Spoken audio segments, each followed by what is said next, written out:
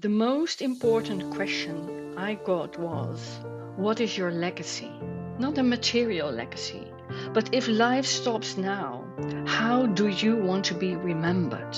What is your frequency legacy? The Phoenix Frequency podcasts are results from that question.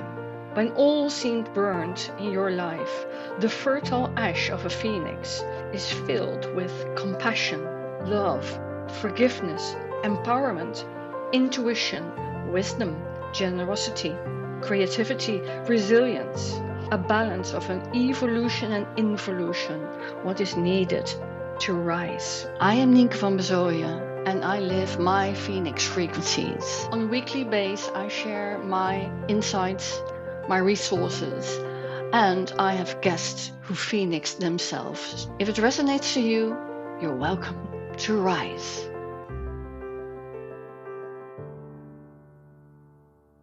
Welcome to the Phoenix Frequencies.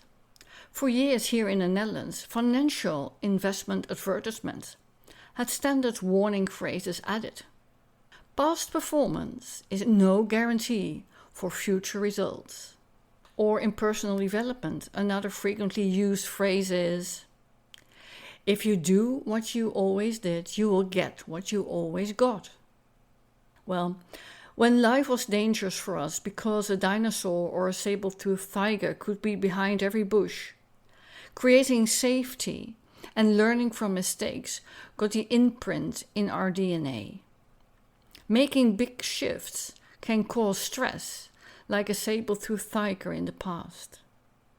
We can feel safe and comfortable when we stay around with what we know. The reality is, only the consistence in life is change.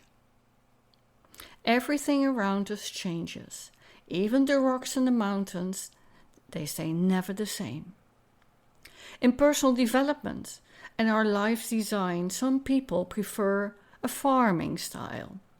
Seeding, adjusting the soil, and stay patiently around home until harvest is there. Or fishermen, acting different on a more unpredictable water. But all experience can create new safe zones.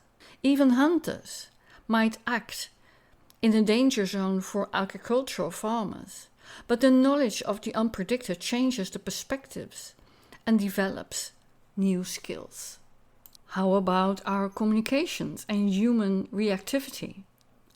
Our brains are wired to respond to what we remember based on past performances and interactions. Or like Shavakar liked to say, when you got dressed today, what did you pick up to wear? Something what's suitable for today's weather? Or did you get dressed for the weather of 3 months ago, 5 years ago, or decades ago? Well, so why we just adjust to what we wear so we never got under or overdressed for what today's is bringing us? And why is it so hard to adjust our responses, emotions, our thought patterns appropriately to what's needed for today? Like wearing a woolen jumper in hot summer or a bathing suit when it's freezing. Old responses, like responding only from the listening boxes you are familiar with, won't keep you safe. We can train our brain with unfamiliar paths. When I lost my balance due to my brain tumor, and my doctor at the academic hospital advised me to stay safe, walk with a cane for the rest of my life, I listened, but I acted different. I trained my brain with the unexpected path, like steps without staircases, or even wood paths with the roots of the trees, and everything else that would trigger my safety zone without getting into the real danger.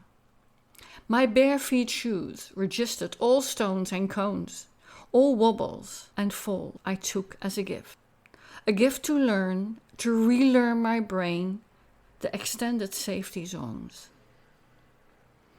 It was the same for my perceptions and my emotions. I had to be aware and learn new way of talking with my paralyzed tongue, My biggest extension of what was possible was speaking English again, with all the this. Try that when your tongue doesn't help you. My reptile brain would like me to feel safe. Fight, freeze, or flight mode in interactions, responses of others. Red flags are always to notice if I take words or reactions of others personal. Is it really personal to me? Keeping my thoughts looping and my emotions like a hen on her eggs, brooding victim responses. All red flags. Feeling like a failure, not enough, poking my self-confidence.